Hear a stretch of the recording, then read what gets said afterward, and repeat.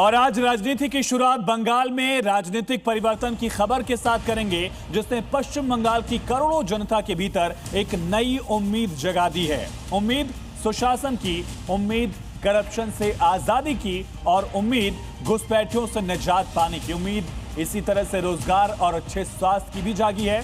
बंगाल की सियासत का रंग पहली बार भगवा हो चुका है और आज शुभेंदु अधिकारी की शपथ के साथ बंगाल की जनता ने साफ कर दिया कि इस बार जो परिवर्तन हुआ है वो बंगाल को अपनी खोई पहचान लौटाएगा और बंगाल एक बार फिर सोनार बांग्ला कहलाएगा।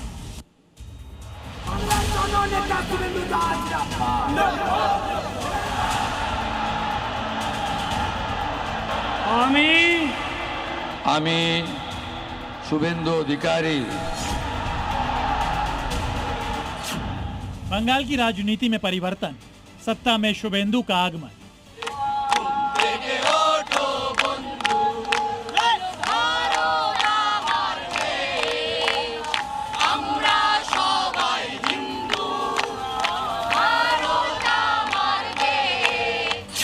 बंगाल में भय काल का अंत, भरोसे का सेवा काल प्रारंभ।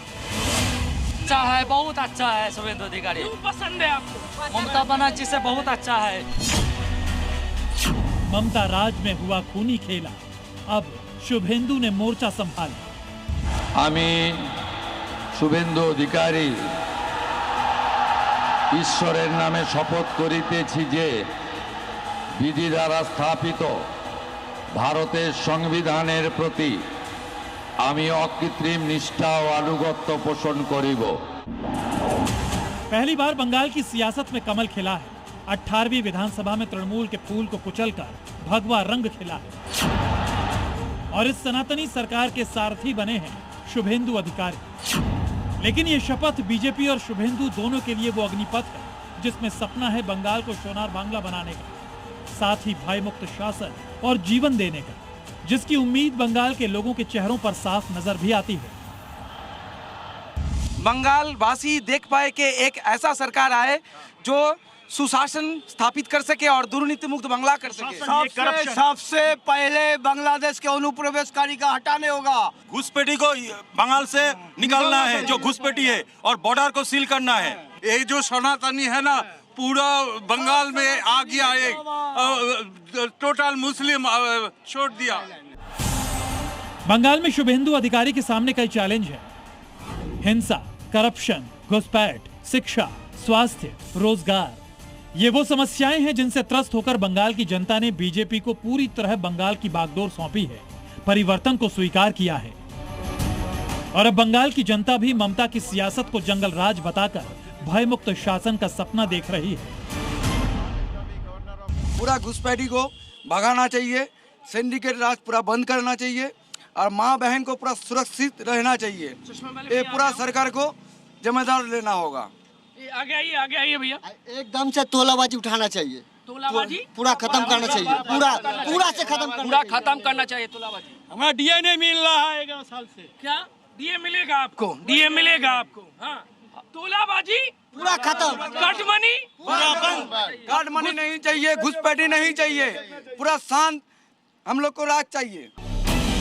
बंगाल जिसने पिछले कई सालों में संदेश खाली देखा, मुर्शिदाबाद और मालदा जैसे दंगे देखे, आरजीकर समेत कई जगह महिला सुरक्षा पर हमला देखा, और तो और राजनीतिक हिंसा का दौर अब भी जारी है।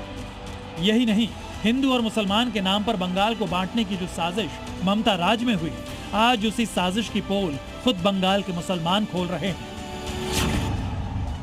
अच्छा है, बहुत अच्छा है शुभेंदु अधिकारी। पसंद है आपको? ममता बनर्जी से बहुत अच्छा है। ममता बनर्जी से बहुत अच्छा है शुभेंदु अधिकारी। अच्छा है, बहुत अच्छा है, काम बहुत सबका पसंद है। तो कहता है घुसपैठियों को भगा दूंगा मैं। किसका? घुसपैठियों को। बांग्लादेश जो घुस बैठी है उसको भगाना ही पड़ेगा। जो घुस बैठी है उसको भगाना ही पड़ेगा। जो घुस खाएगा तो उसको भगा देंगे। क्या शुभेंदु की सरकार में मुसलमान सेफ महसूस कर रहे हैं? जरूर मुस्लिम सेफ है, मुस्लिम पक्का सेफ है मुस्लिम। बंगाल के लोगों को अभी से बदलाव का सपना सच होता नजर आने लगा है। लोग उम्मीद लगाए हुए हैं कि बदलाव आया है तो बंगाल एक बार फिर अपने पुराने रंग ढंग में वापस लौटेगा, गुंडागर्दी से मुक्ति मिलेगी। खुद शुभेंदु भी ऐलान कर चुके हैं कि बीजेपी आई है तो सफाई का काम भी जल्द शुरू हो जाएगा। बीजेपी सरकार जब टेकअप कर लेगा धीरे धीरे गुंडा को सफाई करने का काम शुरू हो जाएगा। अपनी कला, साहित्य, संस्कृति और खान पान के साथ साथ पश्चिम बंगाल की राजनीति भी देश को चौंकाती रही है और एक बार फिर पश्चिम बंगाल ने ऐसा जनादेश सुनाया जो पूरी दुनिया में सुर्खियां बटोर रही है। अब बंगाल में बीजेपी की सरकार है, शुभेंदु बंगाल की सत्ता के मुखिया हैं और जो परिवर्तन का नारा चुनाव के दौरान बुलंद किया गया उसे साकार करने की शुरुआत भी बंगाल में हो चुकी है। कोलकाता से प्रत्युष खरे और प्रमोद शर्मा के साथ ब्यूरो रिपोर्ट, जी मीडिया। शुभेंदु अधिकारी के शपथ ग्रहण समारोह से आई बेहद दिलचस्प तस्वीरें। ये तस्वीर पीएम मोदी की है, जिन्होंने शपथ ग्रहण के मन से पहले तो बंगाल की जनता को नमन किया और फिर बंगाल में बीजेपी के सबसे पुराने कार्यकर्ता को सम्मानित भी किया। मगर इन तस्वीरों का मर्म क्या है, इस रिपोर्ट में समझिए।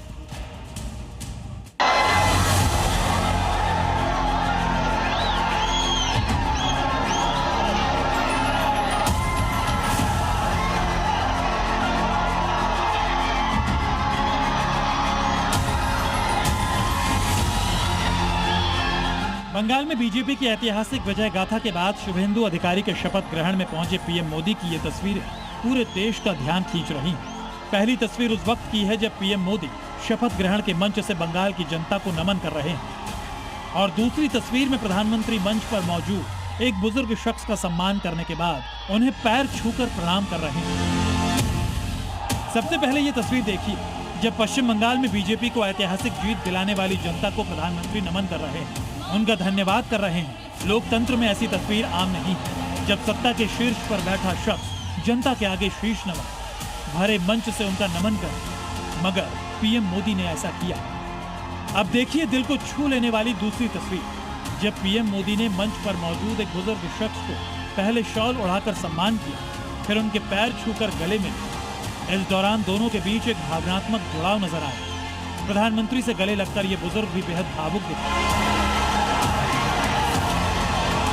आपको बता दें कि इनका नाम माखन लाल सरकार है और ये बीजेपी के सबसे पुराने जमीनी कार्यकर्ता हैं, जिन्होंने बीजेपी के संस्थापक श्यामा प्रसाद मुखर्जी के साथ बंगाल निर्माण का सपना देखा था। 98 साल के माखन लाल सरकार आजादी के बाद राष्ट्रवादी आंदोलन से जुड़े। 1952 में श्यामा प्रसाद मुखर्जी के साथ कश्मीर में तिरंगा फहराने के आंदोलन में गए। इस आंदोलन के दौरान माखन लाल सरकार को गिरफ्तार भी किया गया। 1980 में बीजेपी के गठन के बाद 3 जिलों के कोऑर्डिनेटर बनाए गए। इन्होंने सिर्फ 1 साल के अंदर 10,000 नए सदस्यों को पार्टी से जोड़ा। 1981 से 1988 तक लगातार 7 साल तक बीजेपी के जिलाध्यक्ष रहे। बंगाल में संगठन को मजबूत किया और कई आंदोलनों का नेतृत्व किया। यानी बंगाल में बीजेपी की नींव रखने वालों में माखनलाल सरकार का नाम सबसे ऊपर है। यही वजह है कि आज जब बंगाल में बीजेपी की सरकार का गठन हुआ तो प्रधानमंत्री मोदी ने खुद उनका सम्मान किया और ये तस्वीरें देखकर माखनलाल सरकार के पुत्र भी गर्व से फूले नहीं समाये। हम लोग सोचा था, इतना सोचा नहीं था, ये नहीं बोलूंगा, ये सोचा ही नहीं था जे प्रधानमंत्री जी, उनका पार्टी, अमित शाह जी, शुभेंदु अधिकारी जी ने इतना सम्मान देगा हम लोगों को पता नहीं था। जब प्रधानमंत्री को देखा, प्रधानमंत्री पैर छू के प्रणाम कर रहा, गले लिया, बातचीत कर रहा था, एक गर्व का महसूस कर रहा था पापा के लिए। प्रधानमंत्री मोदी उन कार्यकर्ताओं से भी मिले जिन्होंने बंगाल में बीजेपी का परचम लहराने के लिए पसीने के साथ अपना खून भी बहाया। पीएम मोदी ने चुनावी हिंसा के दौरान मारे गए बीजेपी कार्यकर्ताओं के परिवार से मुलाकात की। इनमें दिवंगत देवाशीष मंडल, आनंद पाल और सौमित्र के परिवार शामिल थे। कुल मिलाकर बंगाल में बीजेपी के पहले सीएम शुभेंदु अधिकारी का शपथ ग्रहण एक उत्सव के साथ साथ भावनात्मक पल का भी गवाह बने। ब्यूरो रिपोर्ट, जी मीडिया। और शुभेंदु अधिकारी के शपथ ग्रहण में सब कुछ भगवा नजर आया। मंच से लेकर सीएम शुभेंदु का ड्रेस भी भगवा रहा। यह भगवा सिर्फ एक रंग नहीं बल्कि बंगाल में बीजेपी की जीत का मंत्र था भगवा, जिस मंत्र की बदौलत बंगाल में भगवा इतिहास लिखा गया।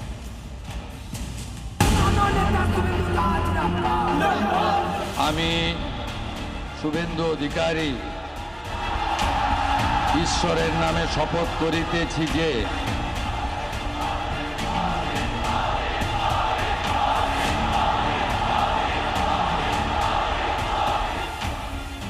बंगाल में भगवा बया, अब की बार बीजेपी सरकार।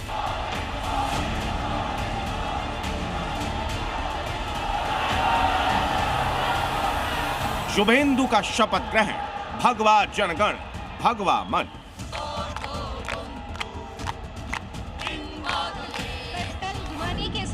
पश्चिम बंगाल की सियासत में आज से नए अध्याय के साथ भगवा राज की शुरुआत हो गई।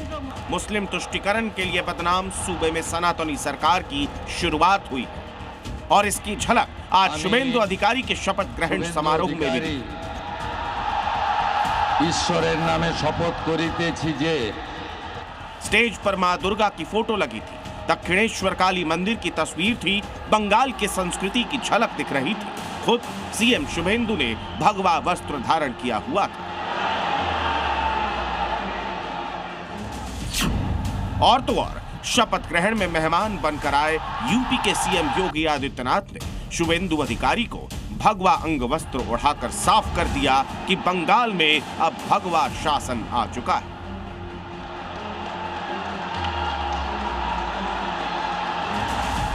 शपथ ग्रहण समारोह में सीएम शुभेंदु ही नहीं बल्कि उनके समर्थक भी भगवा रंग बिरंगे नजर आए।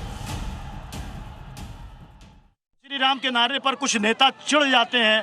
बीजेपी ये भी कहती थी कि ममता बनर्जी चिढ़ जाती है, ऐसा ये अभी मैं जिससे मिल रहा हूँ आज तक मैं नहीं जानती हूँ ममता बनर्जी हिंदू होके क्यों राम नाम से क्यों चलता था। इसलिए आज वो था, हम लोगों का चाकर था। यही नहीं, जिस मंच पर शपथ ग्रहण कार्यक्रम उसे भी पूरी तरह भगवा रंग में रंग दिया गया। मंच को करीब 10 क्विंटल गेंदे के फूल से सजाया गया। भगवा के साथ सफेद फूल जरूर रखे गए, मगर हरे रंग से पूरी तरह दूरी बनाई गई। ये भगवा कलर के फूल दिख रहे होंगे, एक बार हट जाइए भैया जरा देखने दीजिए। येलो कलर के और दूसरे ये भगवा कलर के, ये देखेंगे जहां तक नजर पसारेंगे वहां तक आपको ये 3 कलर है, व्हाइट कलर, दूसरा गेरुआ कलर और तीसरा येलो कलर के।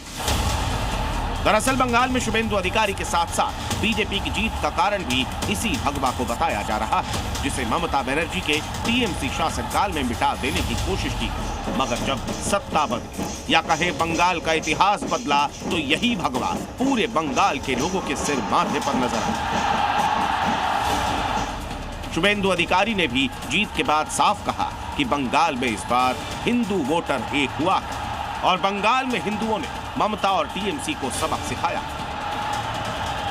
उनको खुल के मुसलमान वोट दिया।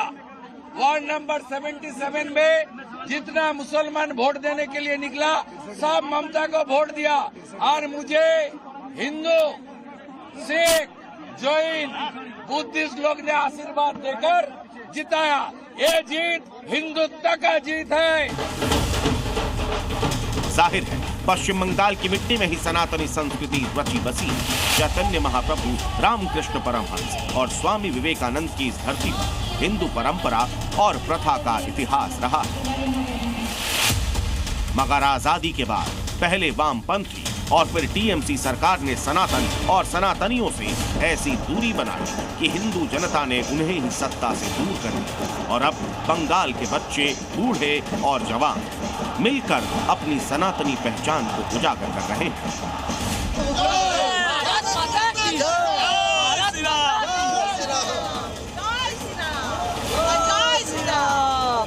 कोलकाता से प्रमोद शर्मा के साथ ब्यूरो रिपोर्ट, ज़ी मीडिया।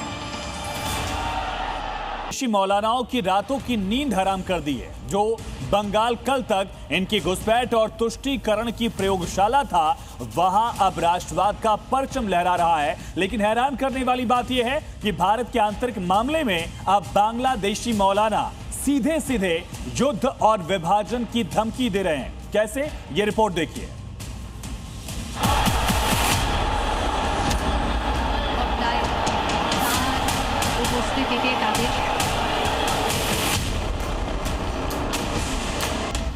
बांग्लादेश में शुभेंदु अधिकारी का नाम सुनते ही वहां के मौलानाओं के पसीने छूट रहे हैं।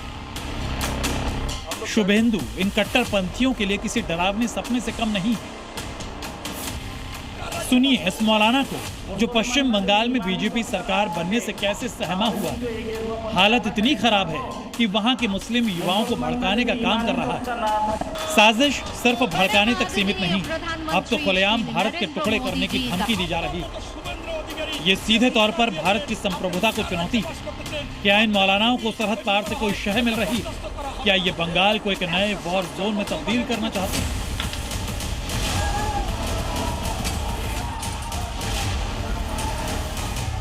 ये मौलाना भी बांग्लादेश का है। ताल्लुक उस जमात इस्लामी जैसे कट्टर संगठन से है जो बांग्लादेश में हिंदुओं के संहार का एजेंडा चलाती है।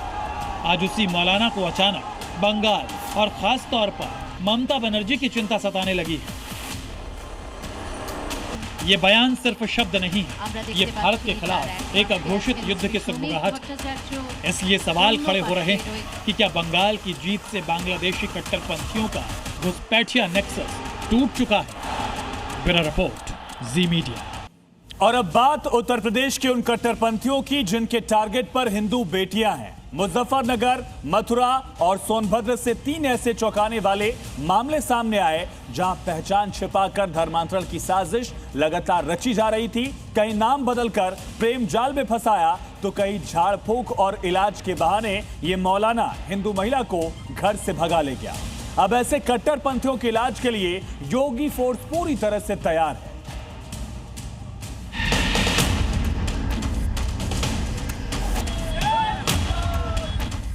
यूपी का मुजफ्फरनगर और मथुरा या झारखंड का गढ़वा, शहर भले अलग अलग हों लेकिन कट्टरपंथियों का एक ही टारगेट है, हिंदू बेटियां।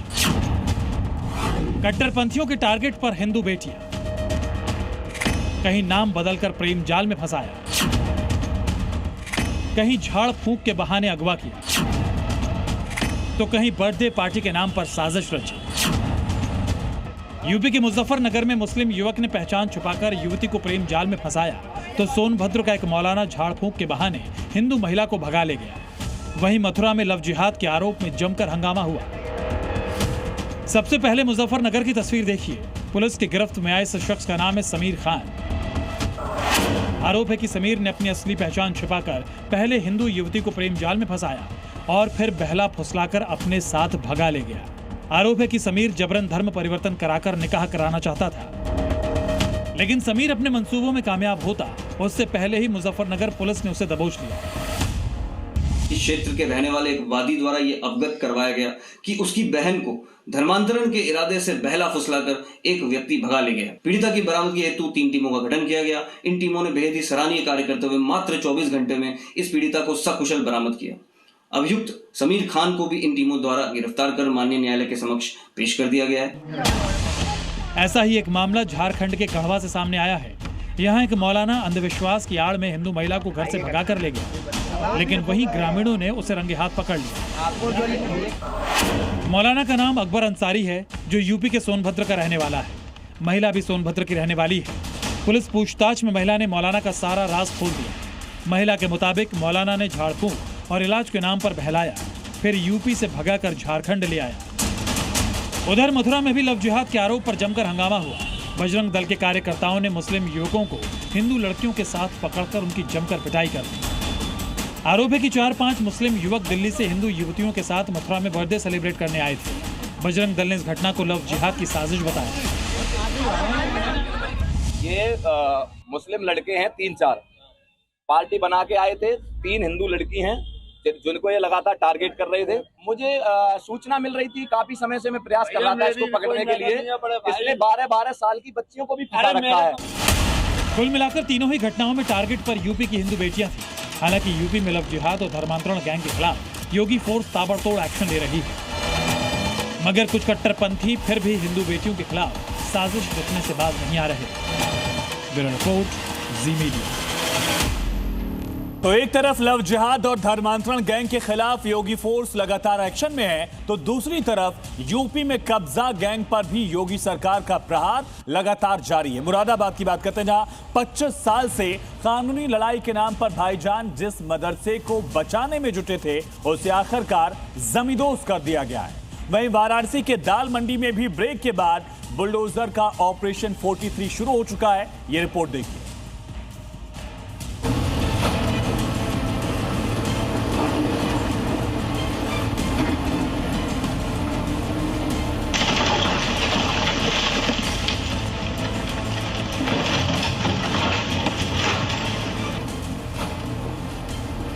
यूपी में बुलडोजर का मिशन मोड ऑन है। अवैध निर्माण हो या विकास में बाधा, सबको योगी का महाबली जमींदोज करते हुए आगे बढ़ रहा है। वाराणसी के दाल मंडी से मुरादाबाद और बुलंदशहर तक बुलडोजर टॉप गियर में है।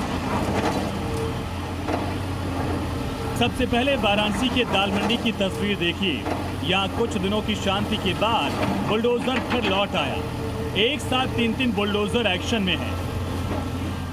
जबरदस्त तरीके से बुलडोजर चलता हुआ नजर आ रहा है और आगे बढ़ता हुआ नजर आ रहा है। तो पूरी जो एक्शन है वो आपको दिखाई देगी यहाँ पे कि कैसे इस बुलडोजर के जरिए दालमंडी गली में अब धीरे धीरे जो एक्शन है वो शुरू होता हुआ नजर आ रहा है। और अब सबसे बड़ी बात यह है कि इस बुलडोजर पर हम जरूर सवार हैं और ये भी दिखाने की हमारी कोशिश है कि किन चुनौतियों से गुजरते हुए इस बुलडोजर कार्रवाई को अंजाम दिया जा रहा है। एक तरफ दुकानदार हैं और दूसरी तरफ प्रशासन का वो बुलडोजर, जिसके जरिए ये पूरी कार्रवाई देखने को मिल रही है। अब अगले 3 दिन तक दाल मंडी में बुलडोजर गरजते रहेंगे। इस दौरान 43 मकानों को तोड़ा जाएगा। इसके लिए प्रशासन ने पहले से ही लोगों को नोटिस जारी किया था। कितने और टारगेट हैं जिनको अभी टारगेट तो पूरे 181 का ही है, जिसमें से जो है आज की डेट में ये सैकड़ा पार कर जाएगा और हार्डली 70 मकान और बचेंगे। धार्मिक स्थलों को भी चिन्हित किया गया। कितने धार्मिक स्थल हैं? 6 धार्मिक स्थल हैं, जिसमें प्रशासन लगातार उनके मुतवल्ली और केयरटेकर से बात कर रहा है और 1 से 2 दिन के अंदर वो भी शार्ट आउट हो जाएंगे। आने वाले दिन में वो भी हटने स्टार्ट हो। बुलडोजर एक्शन से पहले पूरे एरिया को पुलिस छावनी में तब्दील कर दिया गया। करीब 300 पुलिसकर्मी तैनात किए गए। कुछ ऐसी ही तस्वीर मुरादाबाद से भी सामने आई। यहाँ 1-2 नहीं बल्कि आधा दर्जन से ज्यादा बुलडोजर ने एक साथ आक्रमण किया तो अवैध मदरसा कुछ ही मिनटों में धुआं हो गया। जिस अवैध मदरसे की एक ईंट उखाड़ी गई, ऊंची दीवारें गिरा दी गई। इसका नाम है हयातुल उलूम मदरसा, जो सालों से अवैध नींव पर टिका था। लेकिन कोर्ट के आदेश के बाद बुलडोजर ने इसका नामो निशान मिटा दिया। अब आकर के पहले एमडीए ने जहां इस पे अपना कब्जा करा था चारों तरफ से दीवारें ऊंची करके, तो वहीं अब बुलडोजर कार्रवाई यहाँ पे चलती हुई नजर आ रही है। जो मदरसे का हिस्सा है उस पर बुलडोजर यहाँ पे चलता हुआ नजर आ रहा है और लगातार जो जेसीबी है जो वो लगातार चारों तरफ से इसको गिराती हुई नजर आ रही है। जो ऊंचा तक का ये पूरा हिस्सा था, इस पूरे हिस्से पे बुलडोजर से एक तरफ सब तक गिरा चुका है। ये मदरसा 10 हेक्टेयर। और अब बात उत्तराखंड की, जहां कश्मीर के पहलगाम आतंकी हमले से सबक लेते हुए सुरक्षा चाक चौबंद की जा रही है। प्रदेश में 4 धाम और आदि कैलाश यात्रा के बीच सिक्योरिटी बढ़ा दी गई है और लोकल पुलिस के साथ पैरामिलिट्री फोर्स की भी तैनाती की गई। इससे पर्यटकों और श्रद्धालुओं की सुरक्षा सुनिश्चित की जाए ताकि आतंकी अपने नापाक मंसूबों में कामयाब न हो पाए। पहलगाम में आतंकी हमले को 1 साल हो चुका है, लेकिन आज भी वो खौफनाक मंजर खौफ और सरहन पैदा कर देता है। टूरिस्ट सीजन में कश्मीर घूमने गए लोगों को पाकिस्तानी आतंकियों ने उनका नाम और धर्म पूछकर मारा। बैसरन घाटी में 26 निर्दोषों का कत्लेआम किया। और अब जबकि एक बार फिर पर्यटन सीजन शुरू हो चुका है, तो कश्मीर से उत्तराखंड तक इसका असर देखने को मिल रहा है। उत्तराखंड में 4 धाम और आदि कैलाश यात्रा चल रही है, जिसमें देश विदेश से श्रद्धालु आ रहे हैं, जिसके चलते नैनीताल में सुरक्षा पहरा और मजबूत कर दिया गया है। उत्तराखंड पुलिस हाई अलर्ट पर है। नैनीताल में लोकल पुलिस के साथ पैरामिलिट्री फोर्स की भी तैनाती की गई है, ताकि पर्यटकों और श्रद्धालुओं की सुरक्षा सुनिश्चित की जा सके और आतंकी पहलगाम जैसी वारदात ना कर सके। हल्द्वानी से लेकर नैनीताल, भीमताल और कैंची धाम तक पर्यटकों और श्रद्धालुओं की सुरक्षा का जिम्मा पैरामिलिट्री फोर्स को सौंपा गया है। गृह मंत्रालय ने इसके लिए 2 बटालियन भेजी है। पैरामिलिट्री फोर्स के जवान लगातार गश्त कर रहे हैं। संदिग्ध गतिविधियों पर नजर रखी जा रही है। शहर में आने वाले वाहनों की भी जांच की जा रही है, ताकि किसी भी वारदात को समय रहते रोका जा सके। उत्तराखंड राज्य को भारी संख्या में पैरामिलिट्री कंपनीज आवंटित की गई। इसी क्रम में माननीय पीएचक्यू द्वारा, पीएचक्यू के दिशा निर्देश के अनुक्रम में पीएचक्यू द्वारा हमको भी 2 कंपनी हमको मिला है, एसएसबी मिला है, तो और विभिन्न सीएपीएफ्स भी मिला है। तो 2 कंपनी सीएपीएफ्स को हमने क्यूआरटी और आतंकवादी निरोधी रोल में ही लगाया है। पैरामिलिट्री फोर्स की तैनाती नैनीताल, भवाली और कैंची धाम मंदिर के आसपास की गई है, क्योंकि यहाँ पर हर रोज हजारों पर्यटक और श्रद्धालु आते हैं। एसएसबी भी है यहाँ पे, सीएपीएफ भी है और बहुत बेहतर तरीके से सख्ताई से आपसे निपटा जाएगा, सख्त कानूनी कार्रवाई होगी, ये हमारा मैसेज है। कुमाऊं से आदि कैलाश की यात्रा की भी शुरुआत हो चुकी है, जबकि जून में कैलाश मानसरोवर यात्रा का आगाज होगा। साथ ही पर्यटन सीजन पीक पर रहेगा। ऐसे में उत्तराखंड में पर्यटन और धार्मिक स्थलों की सुरक्षा बढ़ा दी गई है। नैनीताल से विनोद कांडपाल के साथ ब्यूरो रिपोर्ट, जी मीडिया। पाकिस्तान की जहां आवाम को मारने का कॉन्ट्रैक्ट खुद वहां के हुक्मरानों ने ले रखा है और उसमें सबसे आगे है फील्ड मार्शल मुनीर। खाड़ी युद्ध के बाद पूरी दुनिया में तेल और गैस की किल्लत है, लेकिन पाकिस्तान में तेल और गैस पर टोटल कंट्रोल मुनीर ने कर रखा है। मुनीर अपनी पब्लिक के हक का तेल दिखावे और अय्याशी में लगा रहा है और जनता पर महंगाई का बोझ लादा जा रहा है। पाकिस्तान में अवाम के हिस्से का सारा तेल मुनीर कैसे लूट रहा है, इस रिपोर्ट में देखिए। पाकिस्तान की आवाम बूंद बूंद तेल के लिए तरस रही है और मुनीर के महंगे ख्वाब खत्म नहीं हो रहे हैं। पाकिस्तान के पाप का घड़ा तेल की शक्ल में फूटा है। जिस मुल्क में आवाम के पास एक वक्त की रोटी का जुगाड़ नहीं है, जिस मुल्क के हुक्मरान और आवाम पाई पाई के लिए कटोरा लिए फिर रहे हैं, उस मुल्क में तेल के लिए हाहाकार मचा है। खाड़ी युद्ध के आगाज के महज 68 दिनों में पाकिस्तान की हाइब्रिड सरकार 7 बार तेल के दाम बढ़ा चुकी है और तेल के दाम बढ़ने की वजह सुनेंगे तो आप भी हैरान हो जाएंगे। पाकिस्तान में आवाम के हक पर डाका डालने की वजह आपको बताएंगे, लेकिन पहले तेल के दामों पर पाकिस्तानी हुकूमत का नया फरमान सुनिए। 9 मई से पाकिस्तान में पेट्रोल की कीमत 14 रुपए 92 पैसे पाकिस्तानी रुपए प्रति लीटर बढ़ाए गए हैं और डीजल 15 रुपए पाकिस्तानी पैसे प्रति लीटर महंगा कर दिया गया। इस नए रेट के बाद अब पाकिस्तान में पेट्रोल की कीमत 414 रुपए 78 पैसे प्रति लीटर और डीजल की कीमत 414 रुपए 58 पैसे पाकिस्तानी रुपए प्रति लीटर तक पहुंच गई है। मरियम राज में पाकिस्तान के पंजाब का तो और भी बुरा हाल है। यहाँ टैक्स के बाद पेट्रोल 450 के पार पहुंच चुका है। खाड़ी युद्ध के बाद पूरी दुनिया तेल और गैस की किल्लत का सामना कर रही है, लेकिन पड़ोसी मुल्क में अपनी आवाम को मारने का ठेका खुद उनके हुक्मरानों ने उठा रखा है। दरअसल पाकिस्तान में जैसे तैसे एक आधा टैंकर तेल का पहुंच रहा है, उस तेल को पाकिस्तानी वीआईपीज के लिए रिजर्व रखा जा रहा है। मुल्क का बचा कुचा तेल मुनीर ने मिसाइल चलाने के लिए कब्जा लिया है। मुल्क के तेल से शहबाज और मुनीर वर्ल्ड टूर कर रहे हैं। आवाम से वसूली करके पाक सरकार 500 करोड़ का फर्जी जश्न मना रही है और पूरा पाकिस्तान एक बार फिर 1973 वाले स्याह इतिहास को दोहराने की तरफ कदम बढ़ा चुका है। इन बयानों से कोई भी पाकिस्तान की असली हैसियत और हालात का अंदाजा लगा सकता है, लेकिन पीएम शहबाज और जनरल मुनीर का सिर्फ एक मिशन है, तेहरान से बीजिंग तक भागदौड़ कर खुद को व्यस्त रखना और भुखमरी के हालात में भी ऐसे पेश आना जैसे आतंकी मुल्क में ऑल इज वेल है। लेकिन अमेरिका और ईरान के बीच कुछ और दिन तनातनी बनी रही, हॉर्मुज रूट बंद रहा, तो ये तय है मुनीर और शहबाज का सारा नाटक किसी भी वक्त एक्सपोज हो जाएगा। ब्यूरो रिपोर्ट, जी मीडिया। और मुनीर की नापाक करतूतों का हिसाब निर्दोष पाकिस्तानी चुका रहे हैं। दुनिया में शांतदूत बनने का दिखावा करने वाला पाकिस्तानी जनरल पूरी तरह से एक्सपोज हो चुका है और ईरान युद्ध में अमेरिका की चापलूसी का असर यह हुआ कि अब यूएई जैसा मुस्लिम मुल्क भी पाकिस्तान को बर्बाद करने की कसम खा चुका है।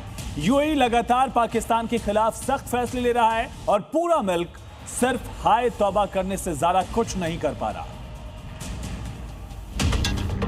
जनाब, इन्हें मुश्किलें नहीं, बेशर्मी, बेहयाई, मौका परस्ती और बेईमानी कहते हैं, जो पाकिस्तान लगातार बार बार हर बार दुनिया के किसी न किसी मुल्क के साथ करता आ रहा है। और इस बार पाकिस्तान की फितरत ने यूएई को आग बबूला कर रखा है। खबर आई है कि यूएई ने बड़ी संख्या में शिया पाकिस्तानी मजदूरों को देश छोड़ने के लिए मजबूर किया है। यूएई में काम कर रहे हजारों पाकिस्तानी कामगारों को नौकरी और वीजा के लिए दिक्कतों का सामना करना पड़ रहा है। यूएई प्रशासन ने सुरक्षा और राजनीतिक संवेदनशीलता का हवाला देते हुए पाकिस्तानी शियाओं के वीजा रिन्यूअल पर रोक लगा दी है। इस कदम को खाड़ी क्षेत्र में बढ़ते भू राजनीतिक तनाव से जोड़कर देखा जा रहा है और यूएई के इस एक्शन ने पहले से ही कंगाली में डूबे पाकिस्तान की मुश्किलें बढ़ा दी और मुनीर का दोगला चरित्र एक बार फिर एक्सपोज हो गया है। पाकिस्तानी शियाओं को लेकर यूएई की नाराजगी की बड़ी वजह है अमेरिका और ईरान के बीच जारी टकराव में पाकिस्तान की कथित मध्यस्थता और यूएई पर हुए ईरानी हमलों की खुलकर निंदा न करना है। यूएई लंबे समय से पाकिस्तानी प्रवासी कामगारों के लिए सबसे बड़े रोजगार केंद्रों में शामिल रहा है। आंकड़ों के मुताबिक यूएई में 20 लाख से ज्यादा पाकिस्तानी नागरिक रहते हैं। पिछले साल इन प्रवासियों ने 8 अरब डॉलर से अधिक की रकम पाकिस्तान भेजी थी। अगर यूएई में पाकिस्तानी कामगारों की संख्या घटती है तो इसका सीधा असर पाकिस्तान की पहले से कमजोर अर्थव्यवस्था पर पड़ेगा और पहले से बदहाल पाकिस्तान के विदेशी मुद्रा भंडार की हालत और खस्ता हो जाएगी। ईरान के साथ जंग में अमेरिका की चापलूसी करने वाले मुनीर को लेकर यूएई पहले से ही खफा है और खामियाजा पूरा मुल्क भुगत रहा है। करोड़ों पाकिस्तानियों पर इसका असर पड़ रहा है। यूएई पहले भी पाकिस्तान के कान मरोड़ चुका है। यूएई ने पहले पाकिस्तान से अपना 3.5 अरब डॉलर का कर्ज तुरंत वापस करने को कहा, फिर अपनी एयरलाइन से पाकिस्तानी कर्मचारियों को बाहर का रास्ता दिखा दिया और अब जिस तरह यूएई ने पाकिस्तानियों का दाना पानी बंद करने का फैसला लिया है, उसके बाद कंगाल मुल्क के हुक्मरान और अवाम सिवाय हाय तौबा करने के और कुछ नहीं कर पा रहे हैं। ब्यूरो रिपोर्ट, जी मीडिया। और अब बात भारतीय सेना के उस शौर्य की जिसने पाकिस्तानी सीमा में घुसकर तबाही मचा दी, लेकिन आज उस ऑपरेशन सिंदूर को लेकर एक ऐसी खबर आई जिसने पूरी दुनिया को चौंका दिया। पहली बार चीन ने कबूल किया है कि वो सिर्फ पाकिस्तान का हमदर्द नहीं था, बल्कि जंग के मैदान में पाकिस्तान को तकनीकी मदद भी दे रहा था। मगर अब ड्रैगन का वो डर्टी गेम एक्सपोज हो चुका है। पिछले साल का वो मंजर आज भी पाकिस्तान के जहन में खौफ पैदा कर देता है। पहलगाम आतंकी हमले के प्रतिशोध में शुरू हुआ ऑपरेशन सिंदूर भारतीय सेना की रणनीति और ताकत का बेजोड़ नमूना था। भारतीय जाबाजों ने सीमा पार आतंकियों के लॉन्च पैड्स, रडार सिस्टम और मिलिट्री हैंगर्स को मिट्टी में मिला दिया। महज कुछ घंटों के भीतर पाकिस्तान का डिफेंस मैकेनिज्म पूरी तरह पंगु हो गया था।